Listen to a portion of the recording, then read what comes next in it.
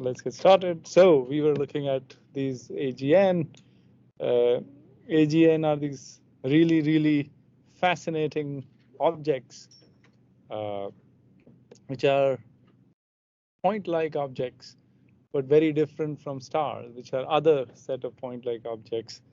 We have actually covered this. So, I was telling you about these objects were actually discovered early on from their very broad emission lines, unlike absorption lines that you see in normal galaxies, or very, very narrow and less strong emission lines seen in star-forming galaxies.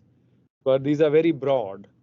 V of order tens of thousands of kilometers per second for these broad lines, and 1,000 kilometers per second for narrow lines. So that means, if these motions are caused by gravity, these are extremely gravitating objects. Like the circular velocity for Milky Way is 200 kilometers per second, or something like that. So these are all faster than that. So the depth of the potential well is much more than the typical galactic potential well.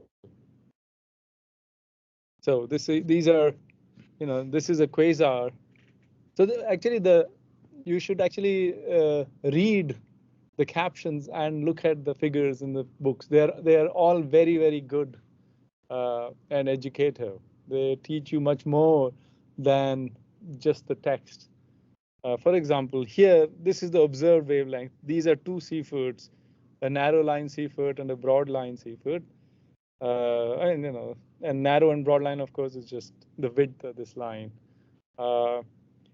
And these are at redshift 0. So you see H alpha is 6,600, so it's out of this thing. But there is this H beta, there is H gamma, H delta, all these Balmer lines. Okay, and the background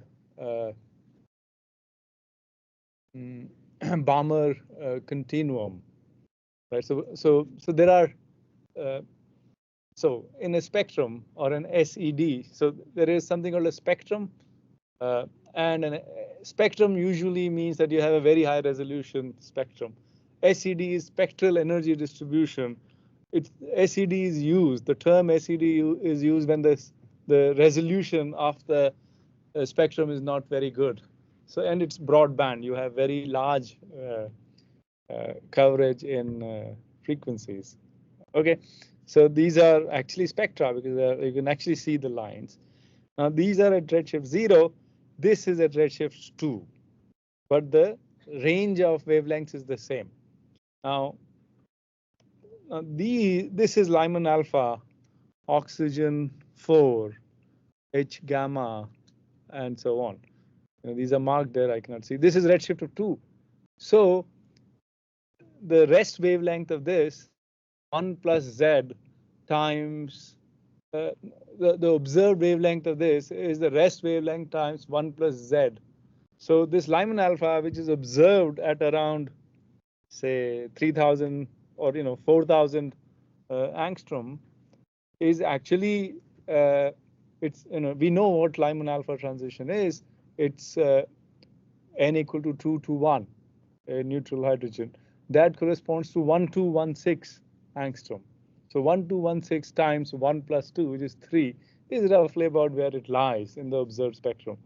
So by seeing, so these are like characteristic signatures of atoms, right? Spectral lines are essentially what makes astronomy a quantitative science.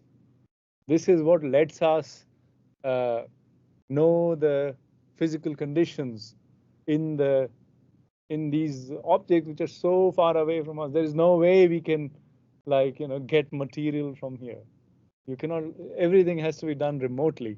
But the beauty of spectra is they especially if these things are optically thin, they tell us a lot about physical conditions in these systems. For example, these spectral signatures tell us that this has to be at redshift 2 because AGN have a very typical SED. There is a very broad, big peak at Lyman alpha. So if you see that big peak at, say, 5,000 angstrom or even higher wavelengths, that means it's a higher redshift quasar.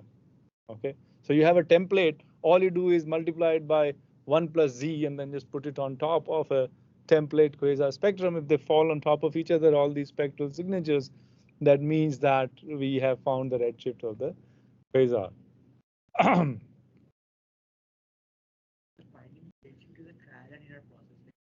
Yes. Right. So basically, like, in reality, how it happens is you have some sort. So okay, we'll actually come to that. Yeah. So you sort of have the full SED or the spectrum, and then you have a range of a library of spectra of quasars, and you just sort of minimize your error for the best fit. Some procedure like that. There are like standard software to do that, but the principle is this. So one line is not enough to find redshift, because that line can be any line, right? So you have to have two features which sort of should be multiplied with some unique z, so that 1 plus z times those two features lie relative to each other at the right place. Okay, so yeah, these are spectra of AGN. Quasars are brighter than Seyferts. Seyferts are AGN in spiral or disk galaxies. In contrast, these are spectra of galaxies. These are normal galaxies, old non-starburst galaxies dominated by absorption features. These are star-forming galaxies, like with strong spirals or irregular galaxies, and you can see these lines, right? But these are extremely narrow. They are narrower compared to even these narrow lines. Okay, the reason is, the stellar rotation. Basically the velocity at the surface of the star, which is basically what is absorbing a lot of these, is much smaller compared to 1,000 or 10,000 kilometers per second.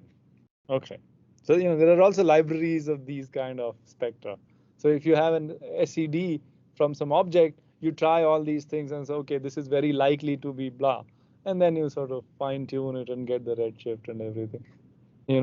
By using some of these line ratios, you can also get information about physical conditions in that system. So if your background photons, the photons produced by stars or by AGN are harder, that is, there are more UV and soft X-ray photons, they will excite higher lines. Basically, they'll ionize elements to higher ionization states, and that typically have different lines compared to lower ionization states. So, okay. Now, if you average, so this is actually also from the book, this Schneider's Extragalactic Astronomy book. What we have here is this is a combined optical spectrum of more than 2,200 QSOs. Okay, so QSO and quasars are historic. Quasar was historically used for these galactic nuclei, active galactic nuclei, which emit in radio. Whereas QSO or quasi-stellar object is historically used for objects which do not emit radio. The AGN, which only shows these broad emission lines and optical emission, but no radio, were traditionally called QSOs. But now these terms are not used. So you don't essentially use QSOs anymore. It's radio bright quasar versus optical quasar. Okay. So earlier people didn't figure out that they were the same objects, but then when they were able to find an object which had both the optical SED with broad lines and radio emission, if you ignore the radio part, they essentially look the same, right? So the broad lines and everything are essentially the same. Now this is an average SED of these many QSOs from SDS, the Sloan Digital Sky Survey. This is like a big galaxy and quasar AGN survey, which has hundreds of millions of galaxies and AGN. So the mean spectrum has considerably better signal to noise ratio and a larger wavelength coverage than individual spectra, because you are not, you have more photons from combining all the individual spectra, and each of the quasar has a characteristic spectrum. So if you just shift them by the right redshift, the signal should add up where the lines are aligned. Okay, so all these become very strong and rise above the noise. Right, so this is important. It was combined from individual quasar spectra by transforming their wavelengths into the source's rest frame. Otherwise, they won't align. If you don't do this exercise and if you just add them up, you will just wash out all the lines, right? The dashed and dotted lines show power law fits of the estimated underlying continuum emission of the QSO. So this is the dashed line, this is the dotted line. So this is the background on top of which you have the lines, right? And this background is called continuum. Continuum in the sense that there are no discrete features like lines. So what is a continuum radiation source, right? For example, black body radiation is a continuum radiation, right? There are no discrete features on that black body radiation. Similarly, free emission is a continuum radiation mechanism. Synchrotron emission is also continuum emission mechanism. Bound free, yeah, bremsstrahlung is the same as free emission. Bound free transition. So you have an electron which comes from like n equal to infinity with some kinetic energy, and it gets bound to some energy level. The energy difference is not fixed. There is a threshold transition to happen, but your electron can have any energy.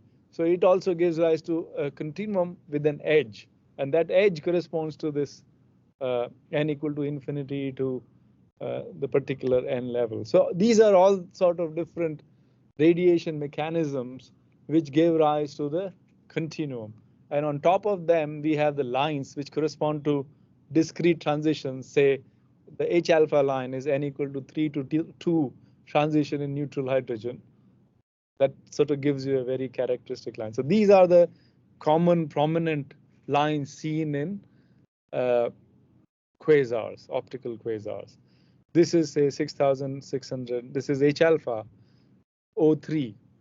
Some of these lines have square brackets. Does someone know what these square brackets represent? No. So these are actually forbidden transitions. That is, their probabilities are very small. So forbidden. So you must. Some of you may have done this theory of how atoms emit radiation, right? This perturbation theory, like quantum mechanics 2 essentially does that, time dependent,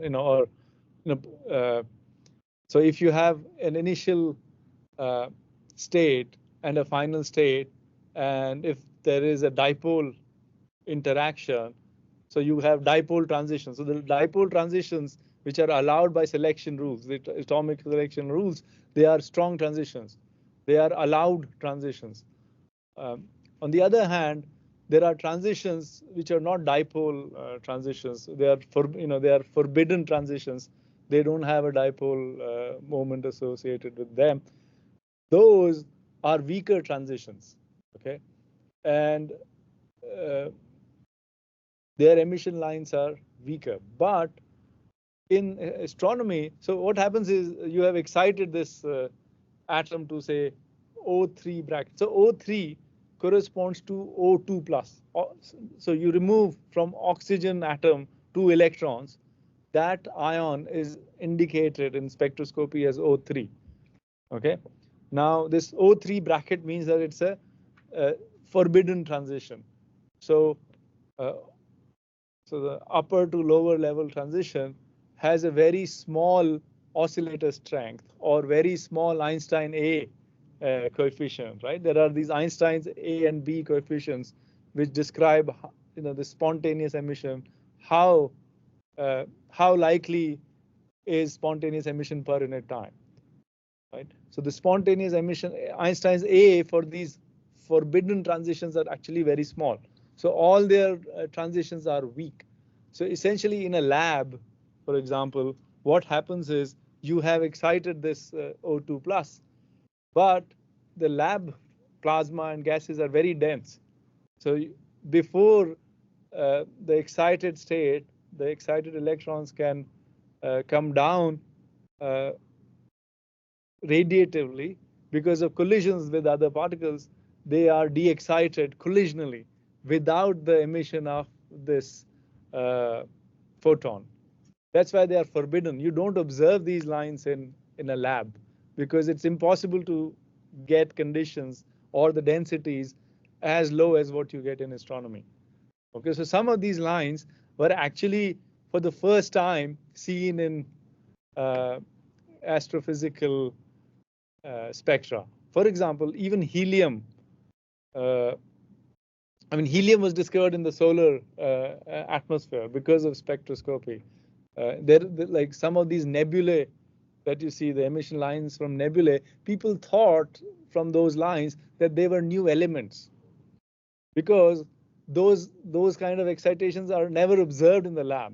People had done these experiments of different flames producing different emission line, different lamps, this that, but they never saw those lines. So there were new elements called nebulium and so on. They were actually not new elements. They were just the same old elements, but they were in very in these forbidden, they were essentially these forbidden transitions in a lot of these cases. Okay, so that's these double bracket is a forbidden transition. This C3 is a single bracket. So there are some other semi-forbidden. So basically they are intermediate between these forbidden and allowed transitions. Okay. So C4 means C3 plus, carbon with 3 electrons removed. So it's important to know what we are talking. So Mg2 is singly ionized magnesium. So it has still 1 electron in its outer shell. Mg2 is a good tracer of nebular gas at 10 to the 4 Kelvin, where hydrogen is mostly sort of neutral ionized, is about to be ionized.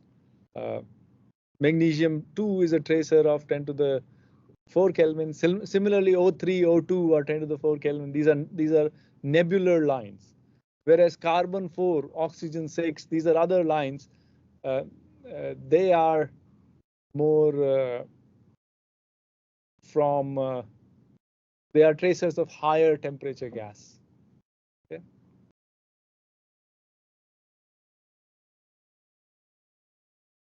And so this is basically the characteristic SED of a quasar. And the other thing to notice in addition to this continuum and all these lines is this like big drop on the left of Lyman alpha. The flux drops precipitously on the left of Lyman alpha peak. Can someone sort of guess why this might be? Why would the emission stop almost at wavelengths shorter than the Lyman alpha wavelength? Lyman alpha is coming from n equal to 2 to 1 transition in neutral hydrogen. Okay, and hydrogen is the most common element in the universe. So this was a hint. So can someone put these together and say, so what would happen if this Lyman alpha photon or photon at somewhat higher energy than Lyman alpha transit? Yes, so you have like hydrogen sitting in front of this AGN, all that radiation at energy less than or energy greater than n equal to 2 to 1 transition will be just absorbed immediately because there's so much neutral hydrogen in the vicinity of this. So that's why this part of your SED is extremely important. It tells us, in fact, the absorption here on this side tells you a lot about intervening hydrogen. So if you have a quasar at redshift 2, for example, all the intervening neutral hydrogen will produce absorption on the bluer side of Lyman alpha peak. Lyman alpha itself, so that's the Right. So anything which is on the any photon which has an energy higher than what is required for going from ground state to higher up.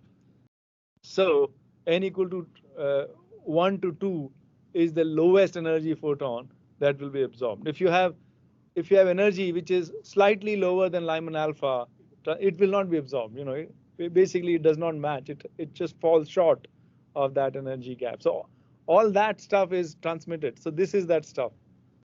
Right? These are the photons which have energy less than what can be absorbed by majority of these neutral ions in the vicinity of that.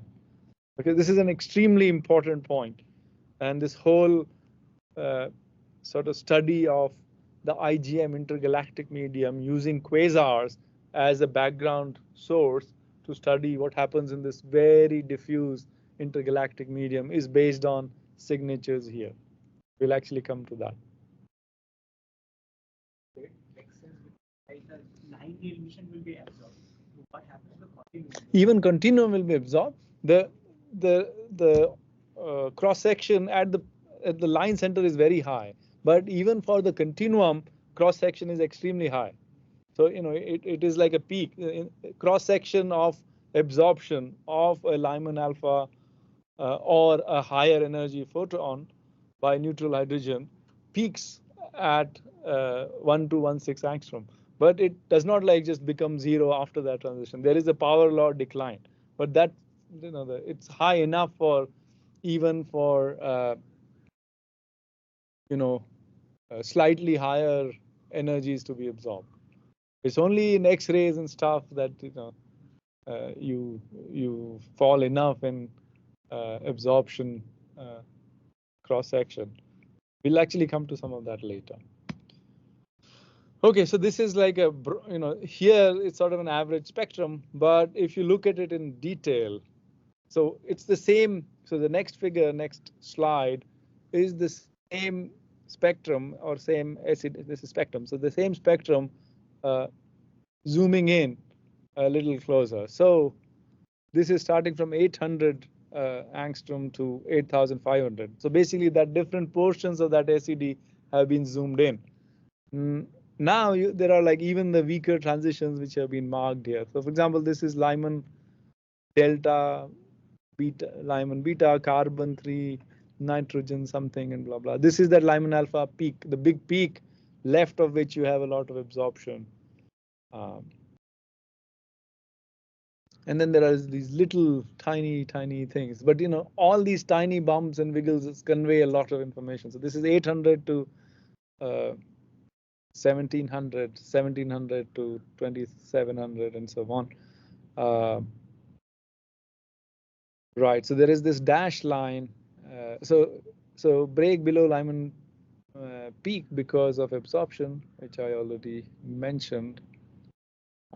So in fact, the break is actually very high here. This is 900. There is so the Lyman continuum, right? N equal to 1 to n equal to infinity corresponds to 912 angstrom.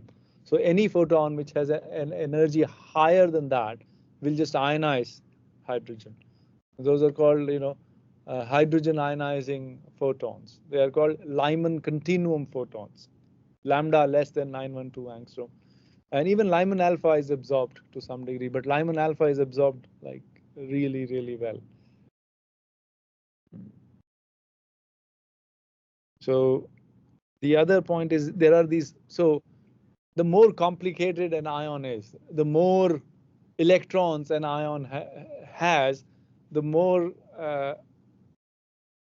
possible lines it will have, right? Because there are all these electrons, they can have all these different transitions. So iron 26 is one of the common elements in the universe.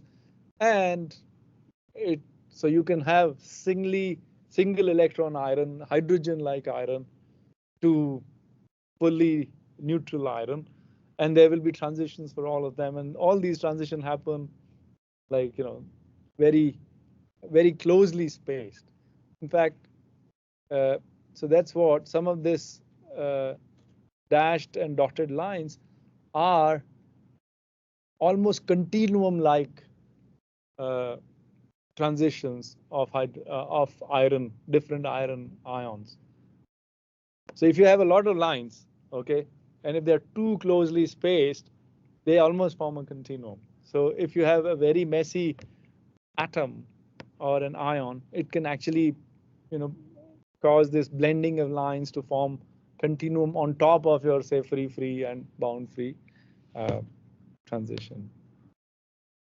And in fact, you can actually also see individual iron lines marked here: iron 7, iron 6, iron 7, and whatnot.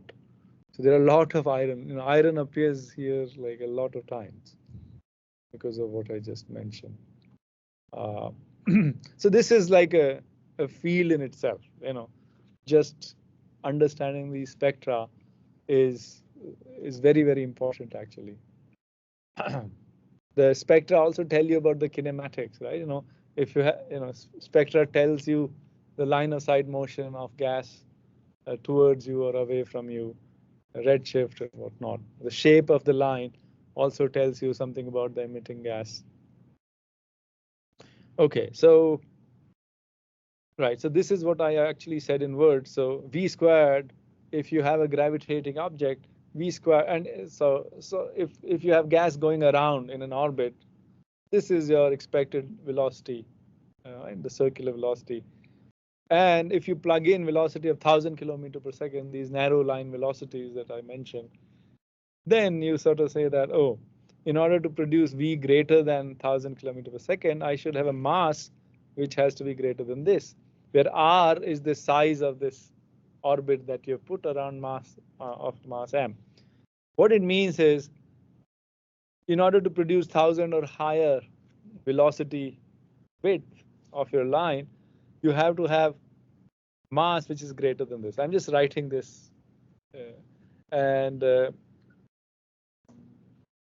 So there are two options: either have a lot of mass and, like, say, fix the radius at 100 parsec. The other option is make r very small. If you make your r very small, v squared can actually be large. So what we have is actually the latter case. That is, the object is very compact. Like, this is a supermassive black hole. So that's why you can get point-like emission with luminosity greater than the luminosity of the whole galaxy, concentrated on a size of solar system. And I actually the last class mentioned about this accretion power as well. Okay.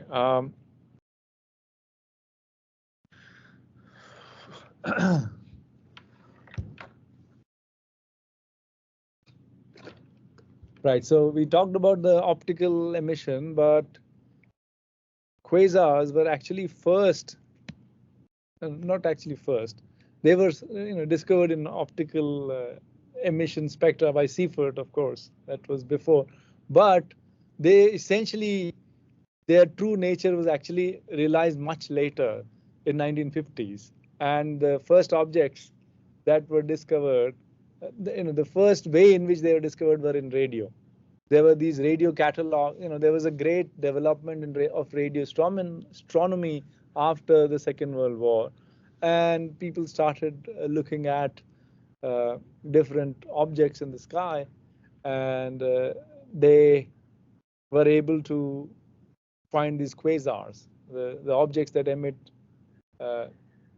If you were sensitive to radio emission, the brightest sources in the sky will not be the sun and so on. They will be these guys. If your eyes were sensitive to radio, you will have AGN shining in the sky. So these are actually extremely bright.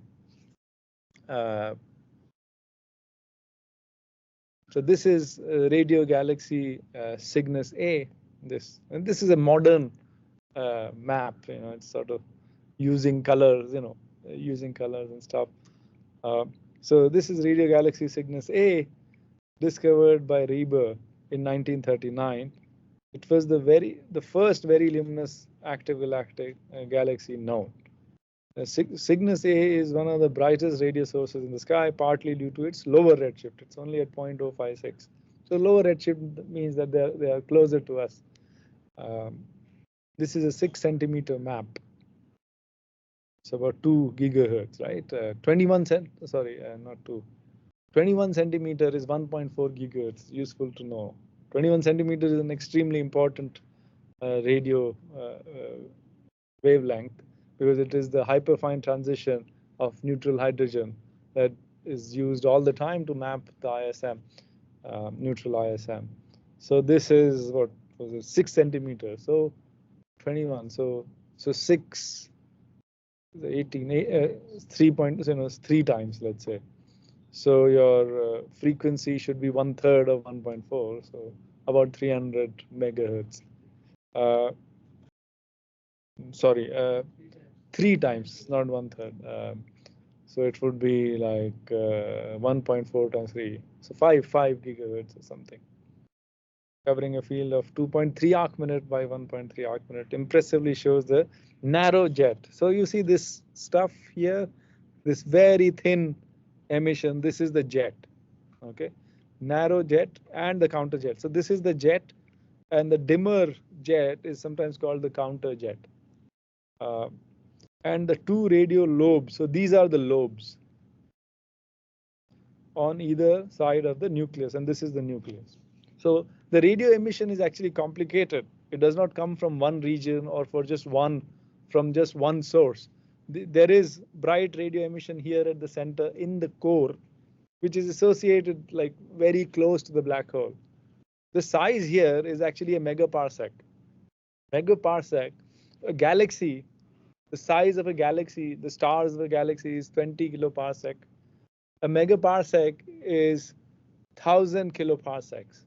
So it's like much bigger than the size of the optical galaxy. This radiation is powered in a volume or in a size scale of about 100 AU or less. Astronomy, basically solar system size, volume is able to generate so much energy and affect such a huge volume around it. So this is where this accretion power is so very important. You can see that this jet is brighter than this jet, and this is very likely because of relativistic effects. So if you have an object which is moving very fast, the radiation is actually being forward for relative. So if you have an emitter in its rest frame, even if it emits isotropically, if it moves towards you, all that isotropic emission is beamed forward, right? This is just this velocity transformation, right? If you go from one frame to the other frame, the relativistic velocity transformations, what it says is that if the particle is moving in a certain direction, most of the rays which were going perpendicular to the line of motion are actually going forward. So this is called relativistic beaming. So you get much more light coming towards the motion of the particle. It also the beaming causes aberration. Aberration is basically the fact that even if you have like a uniform emitter, but if it is moving towards you, you will see that region becoming brighter, because all this radiation which would have gone isotropically is coming towards you. So all these things are relativistic effects, right? If you have looked at the black hole event horizon telescope images of black holes and also simulations of emission from black holes, you sort of see, right? In some cases, you see one other side of this accretion disk is very bright compared to the other, right? So you suppose you have a black hole which is like this, the spin axis is like this, and you have an accretion disk like this, and if the observer is there, this portion. So if all these electrons have the same sort of energy and they're emitting isotropically in their rest frames, but because of this fast velocity, if someone, the observer, is in this direction, they will see all this energy actually coming beamed towards you. That's why one on the side, which is approaching you, gets very bright, right? So this is relativistic aberration. In the case of black holes, I mean, you of course also have the GR effects. What I'm talking about is just special relativity, speed being large. But this is additionally complicated by general relativity because it's a deep potential well where the light is coming from. Okay. So so you can actually make maps like this, and you can actually make an SED of radio emission, not just from the whole system, the system as a whole, but even like portions of it. Like this is like flux per unit frequency, S nu. Nu is frequency. So S nu proportional to nu to the minus alpha. This sort of a parameterization is sometimes used, and this alpha is called the spectral index. Basically, the slope of flux as a function of frequency. And this spectral index conveys a lot of information about the plasma that is emitting this radio emission. The source of this radio emission is something called synchrotron emission, right?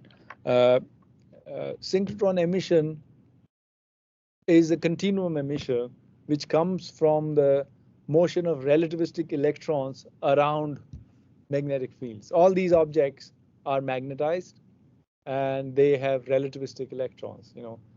All these objects which emit non-thermal radiation, basically radio or gamma rays, have non-thermal particles.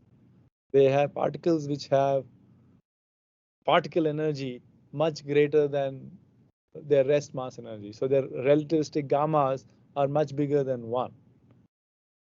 Okay, so relativistic effects are extremely important for this emission. So this is if nu, like if your spectral index is high, that means you have less power at high frequencies. In that, so whereas if alpha is small, like 0, sort of a flat, it's a flat spectrum. So you have more energy at higher frequencies. So it tells us about the state of these electrons, of these relativistic electrons, which are producing this emission. Okay. Now this, So there are so once in astronomy, as usual, once you have an object, you try to see if there are other objects which look similar in a certain way, in spectrum or in maps or something. So when radio imaging became like commonplace, people mapped these radio. So these things are called radio galaxies. I mean, there is no galaxy per se, but this diffuse radio emission from AGN is called a radio galaxy. In fact, after some of these catalogs came about, people looked at the centers and they were able to locate the real galaxy at whose center where this supermassive black hole was sitting. And to their great surprise, what they found is these quasars were at very high redshift. See, when they were originally found, they just saw the flux.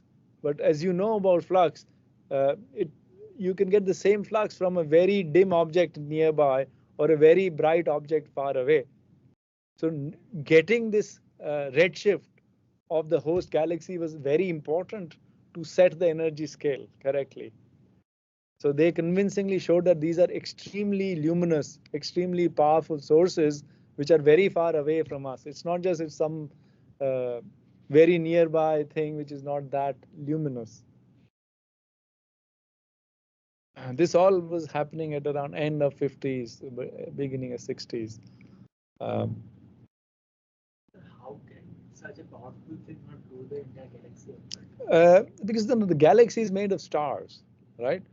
Once you form a star, you're not giving all this energy to those stars. It's sort of it's supplied to the diffuse medium. So the material which is getting affected the most is the diffuse gas, low density. It's just all blown out.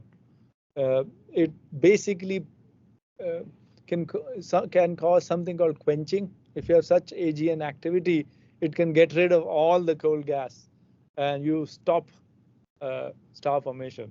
This process, which is actually observed, is called quenching. That you don't form any new stars. Your star formation rate essentially plummets once AGN activity starts.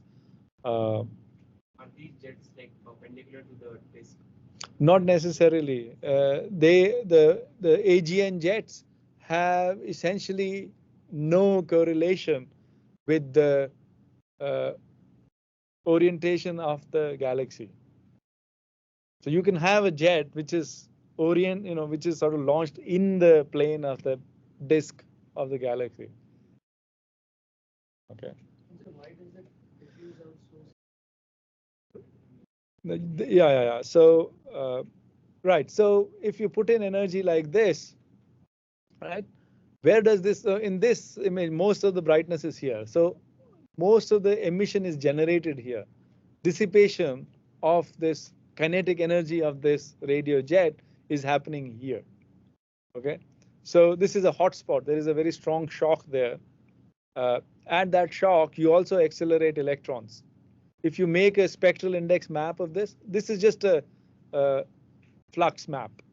If you make a map of spectral index, what you'll find is the alpha value, how hard is the radio emission coming from here. You'll find that it is very flat. There is a lot of energy at high frequencies, whereas here you will see that it's steeper, less energy at high, less flux at high energy radio photons.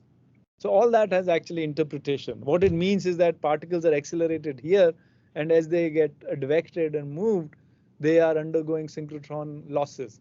So highest energy electrons have cooled because of these synchrotron losses, and that's why the SED at higher radio frequencies has become steeper. So this core here normally has a flatter spectrum, and similarly the hot spot here has a flatter spectrum, but the diffuse regions have steeper spectrum. That is, electrons are essentially accelerated here, and they are just sort of diffusing and cooling away at other places. So these are called hot spots actually. Right. So good question actually. Why does it fall backward? It's sort of like a very fast flow is running into dense medium. So these jets are very low density but very energetic because their velocities are very high. So they are running into very dense medium. So if you have something running into a dense medium, it is stopped. So all that matter which is running into this wall is reflected essentially. Right? So this radio plasma essentially gets reflected like this. You can actually think of this. Yeah. In fact, one of my master student is actually working exactly on this. In fact, he has done simulations of this kind of jets running into a homogeneous medium, and you do clearly see a beautiful hot spot and backflows. And this is a well-known thing in any case. Okay, so when you start making these radio maps, you can actually see if there is a diversity of radio galaxies. So this These are essentially two classes of radio galaxies or radio AGN. Radio galaxies and radio AGN are synonymous. They are essentially the same thing. This is core emission, this is the jet, and this is the lobe. So here, so let's see, just by eye, tell me which class of these two, this one or this one, does this object fall into? Second one. Why is that? Yeah, there are hotspots at the lobes. That's correct. So that's the signature of this relativistic beaming. Very good. So this is of this class. So this is a morphological classification of radio galaxies. If they are edge brightened or they're bright, they have hotspots in the lobe, they are called FR2 galaxies, Fanneroff-Rayleigh class 2. Okay, you don't have to like remember any of this. And if they are brighter at the center and more diffuse at the edges, like this one. So these are contours of constant radio flux. Okay, so these are the highest radio fluxes and lower and lower and lower and so on. So you get it's sort of brightest here. So they are brighter in the core and more diffuse, less bright in the lobes. Here they are the brightest in the lobes at the hotspots and then diffuse. So these are FR1 and FR2. Again, like galaxies, this is a morphological classification. But it turns out in most cases, these are also more powerful. The radio emission here is more luminous than in here. In fact, this is the definition. I mean, not quite definition. These are morphological classification, but most of the time, FR1 class has this 1.4 gigahertz luminosity per frequency about this one. This is like the threshold for lying in one of these classes. Okay. Right. So if the radio luminosity is less than this, it is FR1 most of the time. But again, this is a morphological classification. It's not the definition, but most of the time you find that if your flux is less than this, you are in this class. Yes. Absolutely. You know, if you have radio emission, that's the quantity that you measure. Yes. Because you have polarized, in fact, you're recording voltages and polarizations in your radio telescope. Okay. Right. So which class is this guy from? Is it FR1 or FR2? So this one actually also has a bright one-sided jet than the counter jet, but it does not have a hot spot at the edge of the lobes. So yeah. So it is an FR1 type. And what you do is, okay, let's see. This is from the WSRT, Westerbroek Synthesis Radio Telescope from the Netherlands at 610 megahertz, this map. So lower frequency, this is at higher, so very large array, 1664 megahertz. So you are going and making the maps at higher and higher frequency. So the thumb rule is higher frequencies correspond to more energetic electrons. We'll actually come to that in a bit. So you are sort of looking at electrons which are more and more energetic. So this is just zoomed in of this. This is zoomed in of this region. You can actually see these knots and stuff. This is 1.4 gigahertz. This is 1.6 gigahertz. This is 10 gigahertz. So this is VLA is very large array. This is in New Mexico. And then we have VLB. So the VLBI is this very long baseline interferometry. It's a technique in which you combine radio telescopes at different locations on the Earth to produce a synthesized map, which has much higher resolution, which has an effective resolution of an equivalent telescope of the size of the separation between these arrays.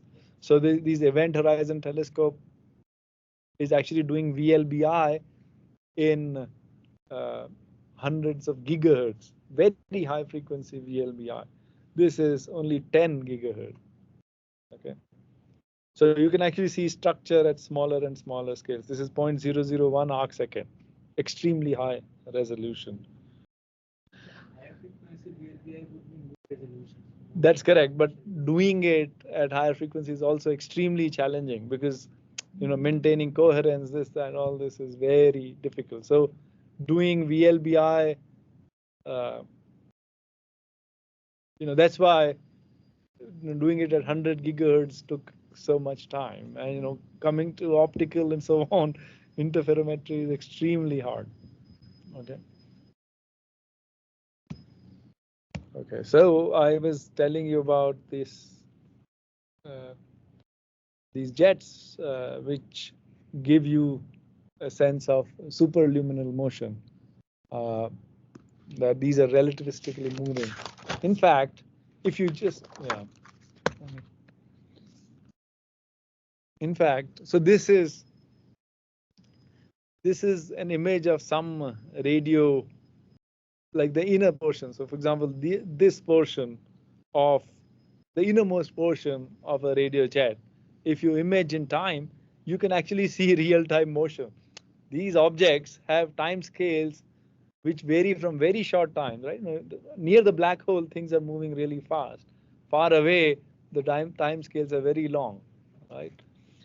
So these are years. So from 1998.23 to 2001, so about 3 years of data from the same sort of the innermost portion of radio AGN, the jet. And what you see is you're trying to track this feature. Okay, so you can actually track, you can actually see this feature moves in time. So if you know the distance to this object, you know how much this angular motion corresponds to in distance, and you know the time. So you can actually naively calculate distance divided by time. That's your velocity. And if you do that for these guys, you get a velocity which is larger than c. Or in other words, the apparent velocity of these knots is higher than c. And we know from Einstein's relativity that nothing can move faster than speed of light. So is it violating relativity? Answer is no.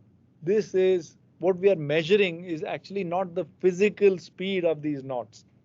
This is just the apparent speed.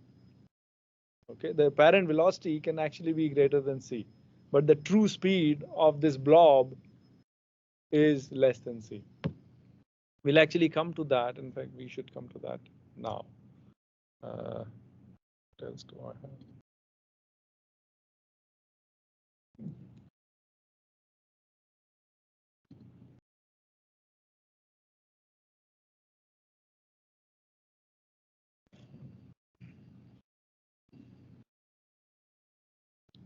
The other feature which I did not quite emphasize about AGN was that they are extremely variable. They can change their luminosity by factors of order 10 or more over time scales of order days to months. A day time scale is actually very, very short, right? These are, if you think of these as galaxies, then galactic time scales are like 100 mega years and so on. And you're seeing variability which is of order a day. That also corroborates this notion that emission is coming from a very, very small region where the natural time scale is very short. Okay, let's see.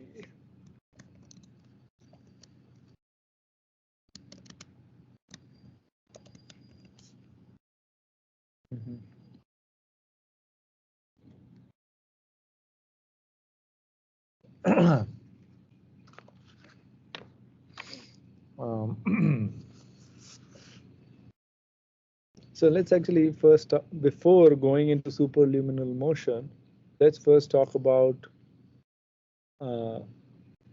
variability, AGN, variability. Actually, we'll see the examples of this in the next class, but let me mention what variability tells us. So suppose, in fact, this is a very general argument that's used almost all the time in gamma. So if you have, if you see an object, say you say light curve, so flux as a function of time, if you see an object with actually where the flux changes a lot over a certain time scale, right? So here, I mean, the variability magnitude should be substantial, right? It should not be 1% change or 0.1%. The sun shows variability of very short times, but the variability is like very tiny percentage of the solar luminosity. Here we are talking about a change in global luminosity. The whole, it's like sun becomes double the brightness, something like that, right? We are talking, or even 10 times the brightness. We are talking about a global change in brightness and the time scale for that. Okay, so let's say we have an emitting region, say a spherical region of size r. So this is basically the size of the emitting region is less than c times delta t. If right,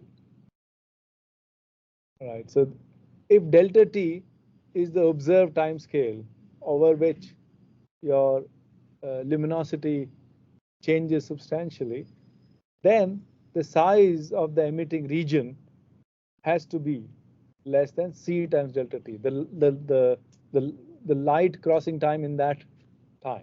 Okay, and the reason for this is, so imagine that you have this spherical body which is emitting.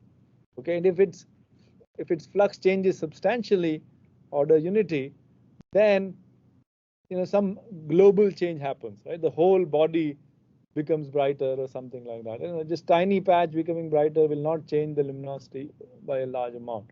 Suppose this whole body instantaneously becomes bright, right? And say you're observing from here.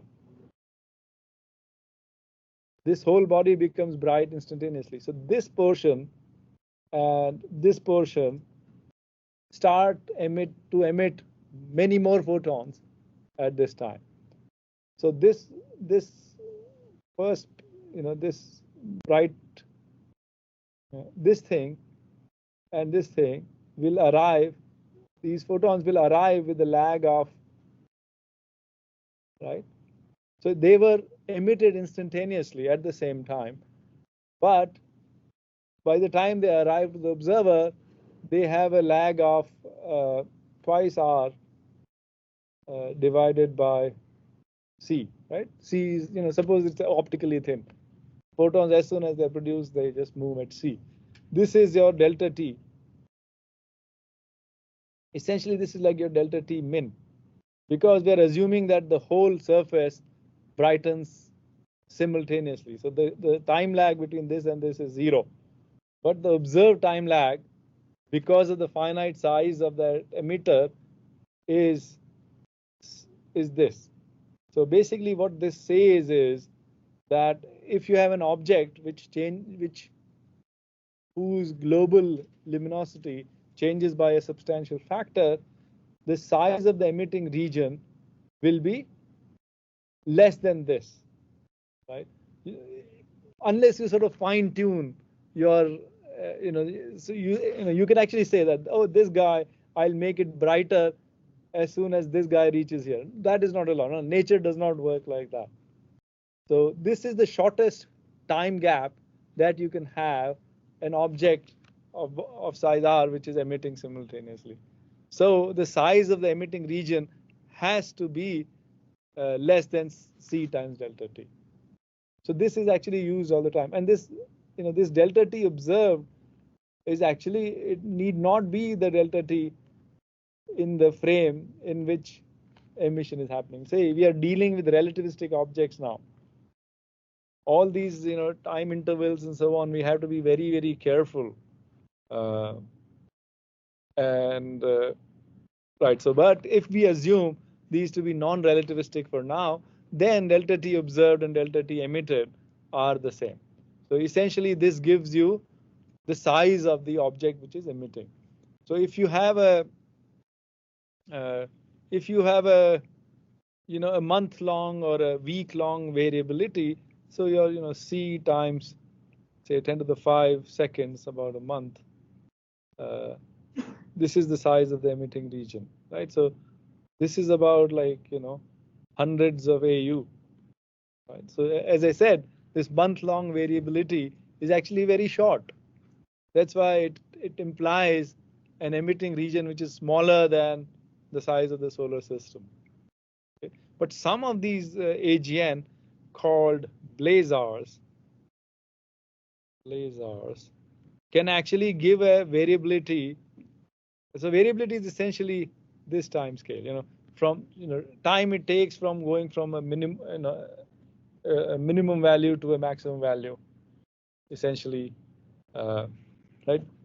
So if in this frame it did this delta function, right, all these particles produced a beam right at the same time, what you will observe here as the observer is something like this, and this time would be twice times the size by C. Right? If this was not delta function, then this would be even bigger, broader. That's why R is less than C delta T observed. Now, blazars show a variability over a time scale of less than a day. Now, month and day, like so this is say say hour. Let's assume say 10 to the 3 seconds. Now this is a factor of 100, so this is like 1 AU. This is like even smaller. If you have a 10 to the say a lot of these elliptical galaxies are supermassive black holes which are of order 10 to the 9 solar mass black hole, 10 to the 9 solar masses, right? What is the Schwarzschild radius? For one solar mass, it's 3 kilometers.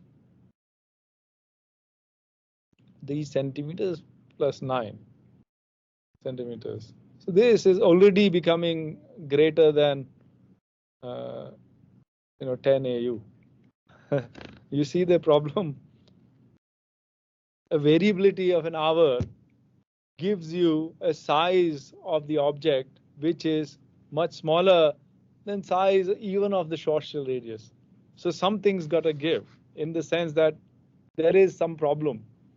And the problem is this guy.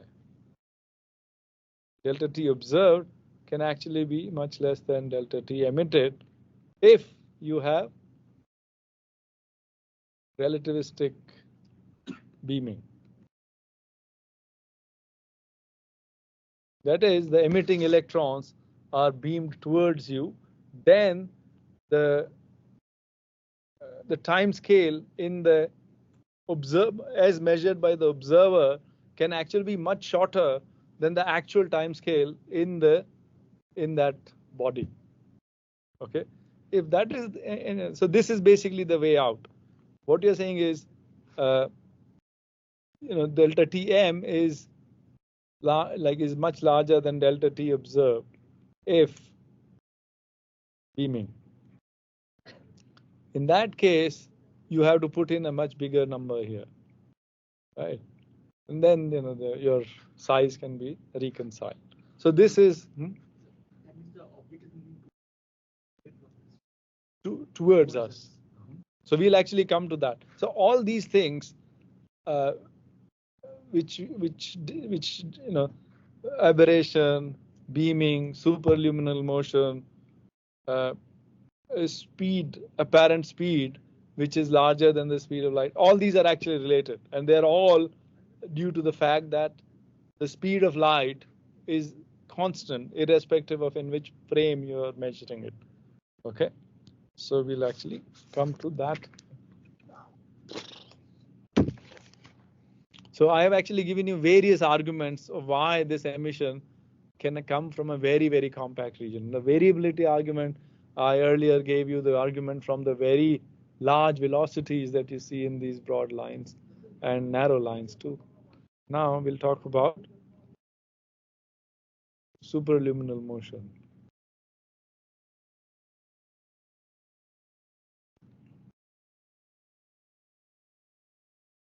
and like related things.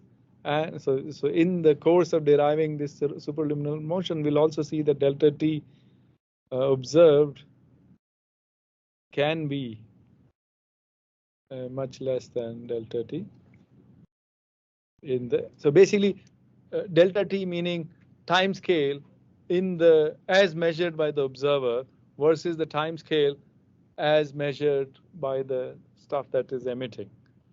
Okay. So let me actually first try to tell this to you intuitively. Okay, suppose there is a source of light which is moving towards you. Okay, and it's emitting photons, right? And if this source is moving slowly towards you, all the photons will, if it says emits one photon every second, you will measure, one photon every second, if it is not moving. Now, if it is moving, and let's assume that it's moving at c, and it is still producing one photon a second, it's moving at c.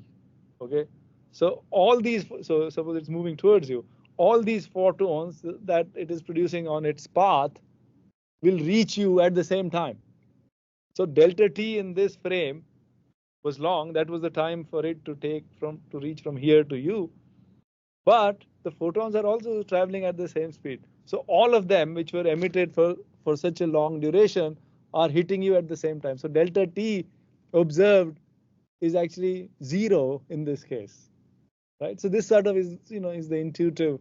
So this is called the light chasing light effect. So this particle, I assume that it's sort of moving almost at the speed of light. It's chasing the light that it's emitting. So all the photons that it's emitting on its path will reach you at the same time. So delta t observed is essentially 0 in this case. Okay, now let's actually do it for a general case and more mathematically. Okay, so so you have some AGN or some jet or something. Okay, and it's sort of say moving in some direction. Okay, and this is the this is where the observer is. This is the angle between the observer. So this is from where we are observing it. This is the angle between the observer and us. Okay, so let's assume that so all this whole calculation I'll be doing will be in the lab frame. Okay, the frame in which the observer is at rest. So we are not doing any frame transformations. Okay, so this object moves at a velocity v in this direction, and let's say this is at time t1e, it emits it emits a photon, or it undergoes a brightness, and at time t2e another photon is emitted, or it becomes dim.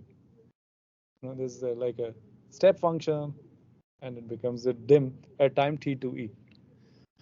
Okay, and so this distance would be v delta t e, right? The distance moved in this time by this object in its direction is this much. Now this distance is v delta t e cos theta. Correct. So the photon that was emitted here. So let's say this distance from here to the object is distance d. Is d. This whole big distance is small d. Okay, and this distance then of course will be d minus v delta t e cos theta. Let's see. So this distance d is equal to c times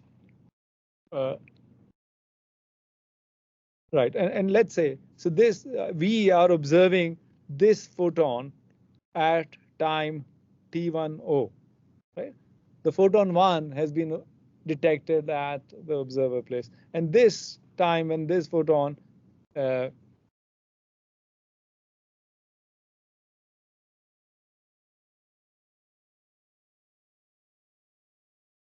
d is equal to c times T1O minus T1E, right? And the distance traveled by light is just this. Everything is in the lab frame. Okay.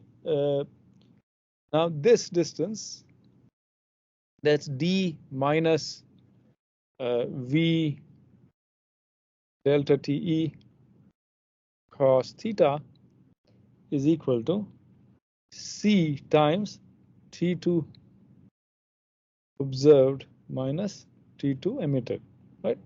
The same argument that, the time that it takes to go from here to here, it's traveling at speed of light c. So this is the distance traveled. Now what you do is subtract this from that, get rid of the background distance. So that's just c times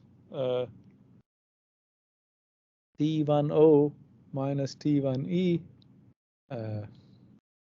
minus v times, sorry, plus, I'm subtracting, times T2E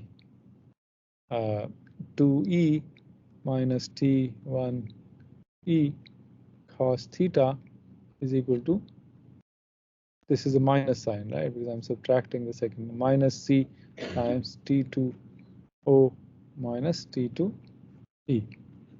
Okay, so let's rearrange the terms. So v by c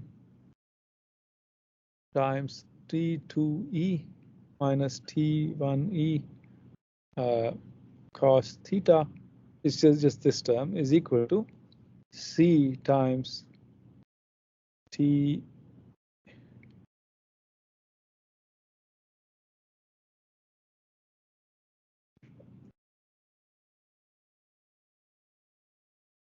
and let's see. Sorry. So this minus this. So this would be with minus sign, right? Because I'm subtracting the second equation from first. So this appears with the plus sign. So this is actually on the left. If I'm putting it on the left, it should be with the negative sign, right? So c times T1 observed minus T1 emitted minus T2 observed minus T2 emitted. Right. I mean, now it's actually trivial. What I can actually do is, this is delta TE, right? So T1, so T2O minus T1O is delta TO, right? Sorry, yes, this goes away. So this is delta TE. So this T2E minus T1E is delta TE minus delta TO, right? T2O minus T1O is delta TO. So we get a relationship between delta TE and delta TO, which is delta TE, no, delta TO is what we are after, is equal to 1 minus V by C cos theta times delta T E. This is a very important formula. And it actually highlights what I just said about this light chasing light thingy, right? That if your theta is, so the case that I talked about was theta equal to 0 and V equal to C. That's why delta TO was 0, even if delta T was whatever. Okay, so this is a way to see it. So basically, what it means is that the observer can measure much smaller delta T than true delta T, essentially, right? It's a very important thing. So in fact, there are these things called GRBs, gamma ray bursts. They show a variability on a time scale of a second. And people have actually used the same argument to constrain their size. If it is a second, the object should be smaller than a light second.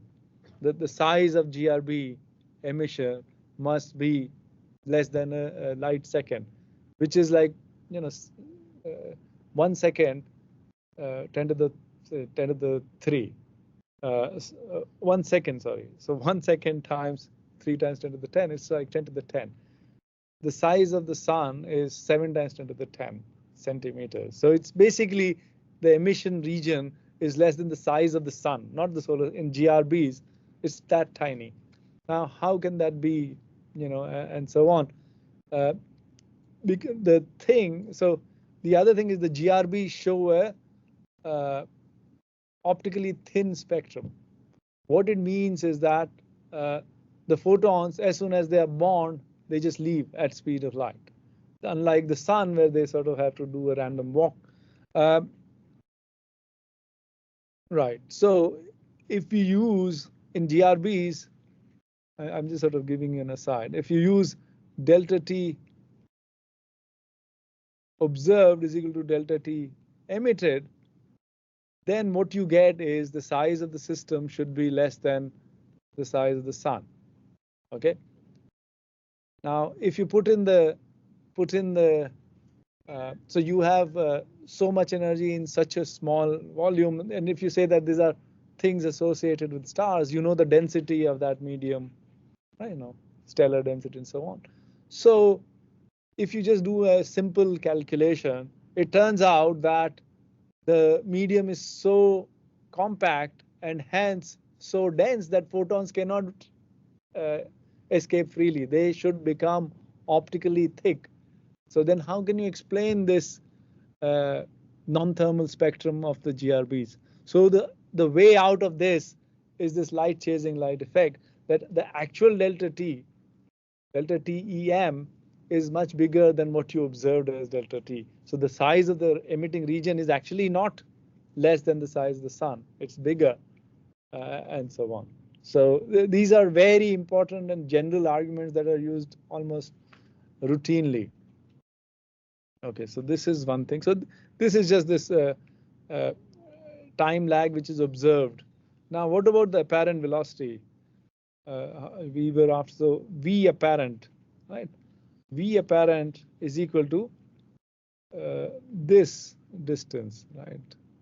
This is the apparent distance moved, d, is equal to d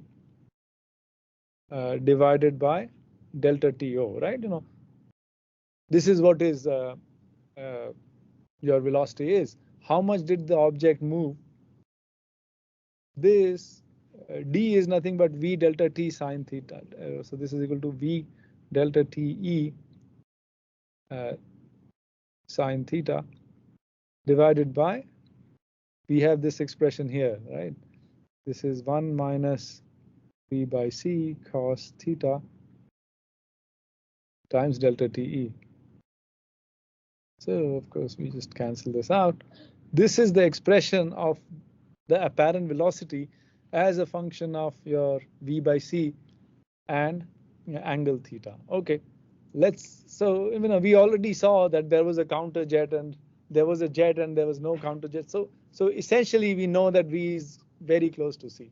So let's assume that beta is which is v by c is almost like close to 1. Of course, it cannot be equal to 1. You cannot accelerate anything to reach the speed of light unless it's a massless thing. Okay, so let's assume beta is equal to 1. So there is this gamma, right? So gamma. So if you've done a little bit of relativity, this gamma factor is 1 over 1 minus beta squared, right? This guy, right? So if v is close to c or gamma is much less than 1, you can write beta just by using Taylor series, you know, by binomial expansion. Beta is approximately 1 minus 1 by 2 gamma squared. Just, you know, manipulate it a little bit and rearrange things. So the v by c is almost 1, and it differs from 1 by a amount which is 1 by 2 gamma squared. Now we'll just use that. So v apparent by, if v is close to c, we just replace we can replace v by c, there's not a problem. But we cannot replace v by c when there is something like c minus v. because that small part 1/2 gamma square is important. So V apparent by C is equal to sine theta by, so V by C is what? So this is V by C. So 1 minus 1/2 gamma squared times cos theta, right? This is your apparent velocity. Now, if this factor can become actually greater than 1 easily, right? So if you draw, so as a function of theta, so if theta is 0, of course your apparent velocity is 0 because the source is not moving on the sky, it's coming directly towards you. So it starts with 0, and if theta is pi by 2, then also your V by C is less than 1, it's sine theta. When theta is pi by 2, then no, it's sine, theta is pi by 2, that's correct. Then it's actually C. So if you, you can actually look at this V apparent by C as a function of theta for a given gamma and make plots of it. It should start from 0 and it should asymptote to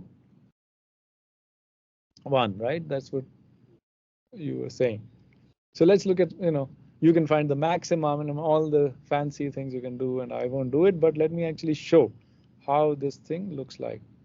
This is actually very important. So this is an extremely important concept that has very general applicability. This whole variability argument that I gave, and this fact that observed time can actually be much smaller than the true time, and this can lead to superluminal motion. All these things are actually extremely basic, but have huge observational implication.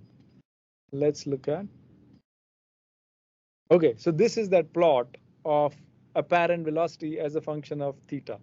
In fact, here he's calling it phi, but it's actually theta. So you can actually see this is asymptotic at 1 when theta equals 90 degree.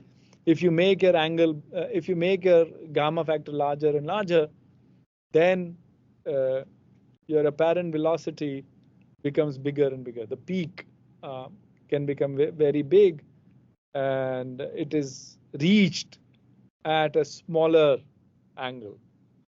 So this is what we qualitatively expected too. So yes,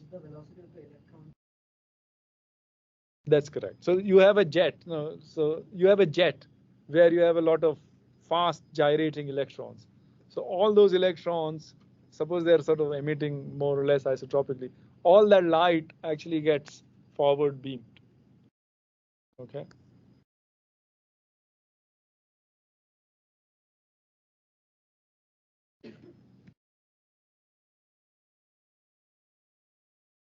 So this is just a plot of this guy. Where did it go? This is just a plot of this thing that I was drawing here. This is essentially theta, and it has a peak and then asymptotes to 1. So this is sine theta by 1 minus this guy cos theta. Is connected to the beaming effect. So the beam, I did not actually derive the beaming effect. If you have done radiation course, then it's sort of, that should really be covered there. So the beaming effect is not that hard, right? If we will actually come to that a little, this is just this thing that your apparent velocity can be larger than c, or your delta t observed can be small compared to delta t emitted. So the beaming effect is this calculation. Let me just tell you. Suppose you have an emitter which emits isotropically in its rest frame. Okay. Now you go to a frame in which this emitter is moving with some speed. Okay. Then how does this radiation pattern become in such a case? So what would happen is something like this. Most of this radiation, which is sort of emitted isotropically here, becomes forward beamed. Okay, and this comes from just this velocity transformation, right? In relativity, so if you have a so this is moving at velocity v. So let's see. So you have a, say in one frame you have a speed u. So u minus v over 1 minus uv by c squared, right? This is the u prime. Right? This comes just from this transformation of 4 vectors. What is the apparent? So this object can never exceed c, even if so. So if you make your u is equal to c, this is just 1, or there is yeah. If you make u equal to c, this just becomes c.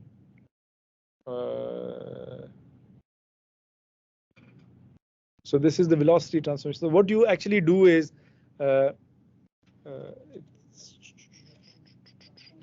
this is the parallel. Yes, yeah, that's what I was telling you. Yeah, I had missed this since I did not.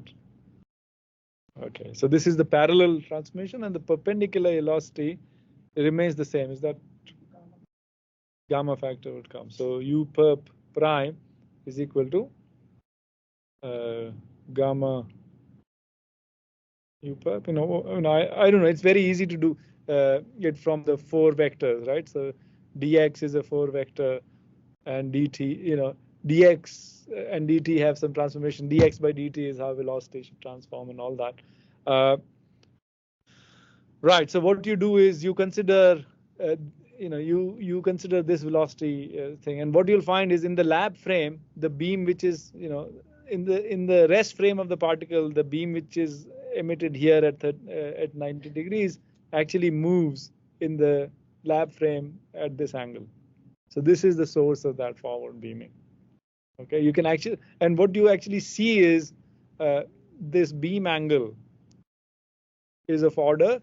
If gamma is much greater than 1, this angle is 1 by gamma. So you're essentially, if you are traveling very close to speed of light, all your radiation is coming in this little beam of size 1 by gamma. Okay, I think we will end here. I encourage you to actually look at Rebecki enlightenment if you are interested in these kind of. Rebecki enlightenment is actually a very, very good book for radiation applied to astrophysics. Very compact. Okay, so what we'll do is we'll end now.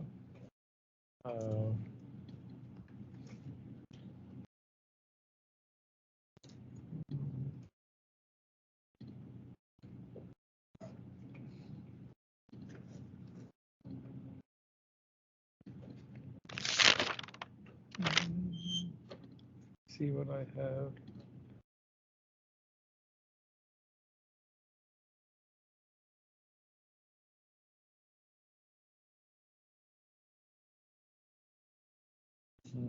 I did just one more slide. It's sort of related to just this last slide, not a derivation or anything. So this will end.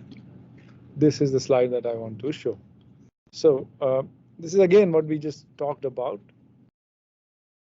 How do I get rid of this?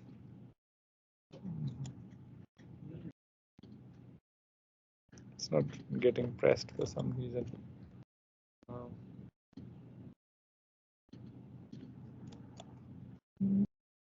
Minimize and then,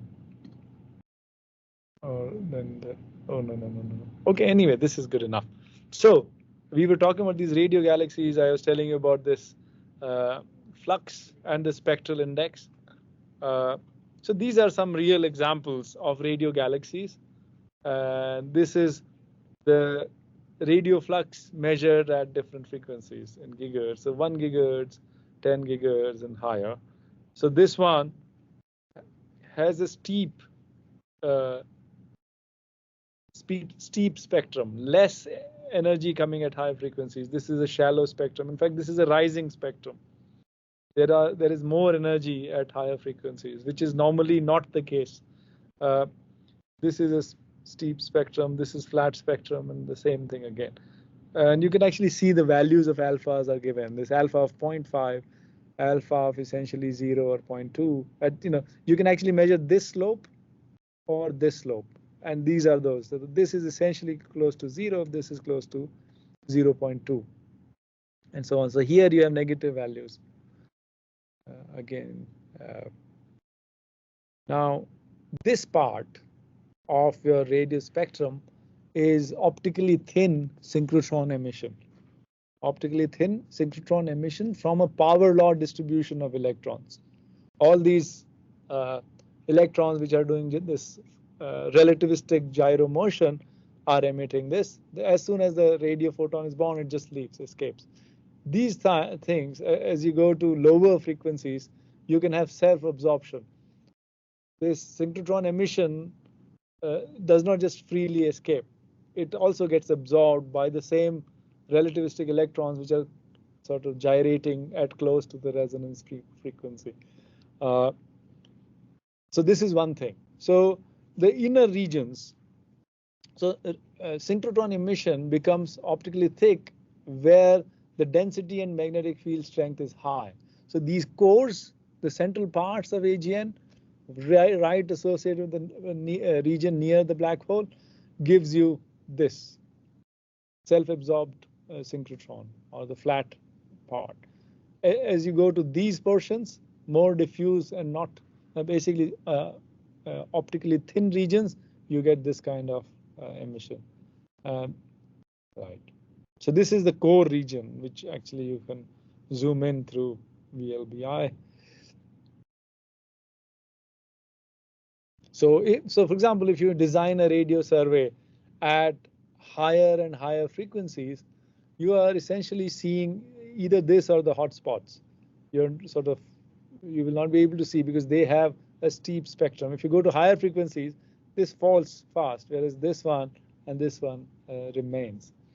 So at high frequency, you essentially see the cores or the hotspots. At lower frequencies, you see these lobes, the diffuse emission. One thing that you should commit to memory is this unit for radio. It's typically used in radio to measure the flux per frequency.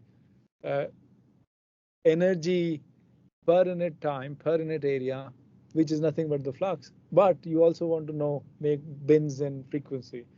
So 1 Jansky, this unit for flux per unit frequency, is equal to 10 to the minus 23 erg per second per centimeter square per hertz. Okay, this is very popularly, you may hear that, oh, our source is 1 millijansky, or our sensitivity is this much. So this is what they mean when they say use Jansky. Here, for example, here you can actually see this is millijansky. This is flux per unit frequency measured in these units. Okay, so this is it. So we'll end here, and next time we'll actually get into the synchrotron mechanism a little bit. See, this is supposed to be covered in the radiative processes class, not in this class, because this is sort of the physics of it. I'm actually just doing the applications of it, but I'll do a little bit of physics as well. But I encourage you to actually work out this velocity transformation and convince yourself that that this indeed happens. If you have in the lab frame particles moving perpendicular to the direction of motion, they indeed come in the forward direction in the lab frame. Okay, we'll stop.